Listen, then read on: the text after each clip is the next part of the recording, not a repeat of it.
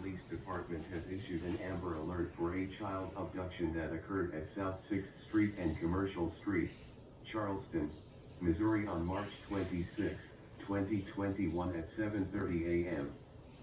Abducted was Kenny McCain, black female, age 15.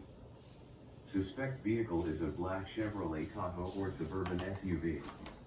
Vehicle/suspect last seen unknown direction of travel. Suspects are two white males wearing dark-colored clothing. Victim Kenny McCain is 5 feet 0 inches tall, 185 pounds, has black hair and brown eyes. Last seen wearing unknown shirt and blue pajama bottoms. Child was taken from a bus stop by two white males driving a black Chevrolet Tahoe or Suburban. Please call 911 or Charleston Police Department at 573-683-3737 if you have any information pertaining to this alert.